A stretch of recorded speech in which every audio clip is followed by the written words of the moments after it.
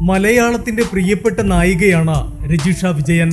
ആദ്യ ചിത്രത്തിലൂടെ തന്നെ സംസ്ഥാന പുരസ്കാരം കരസ്ഥമാക്കിയ രജിഷ തമിഴ്, തെലുങ്ക് ഭാഷാ ചിത്രങ്ങളിലും തന്റെ സാന്നിധ്യം അറിയിച്ചിട്ടുണ്ട്. ശരത് മന്ദപന സംവിധാനം ചെയ്യുന്ന രാമറാവു ഓൺ ഡ്യൂട്ടി എന്ന ചിത്രത്തിലൂടെയായിരുന്നു രജിഷയുടെ തെലുങ്ക് അരങ്ങേറ്റം.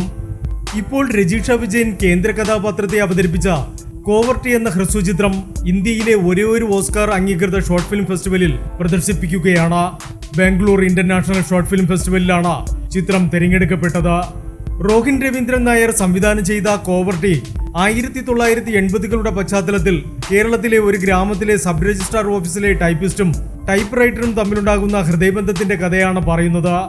സംവിധായകൻ റോഹിൻ രവീന്ദ്രൻ നായരും മുകുന്ദനുണ്ണി അസോസിയേറ്റ്സിന്റെ സഹ തിരക്കഥാകൃത്തുമായ വിമൽ ഗോപാലകൃഷ്ണനും ചേർന്നാണ് രചന നിർവഹിച്ചിരിക്കുന്നത്.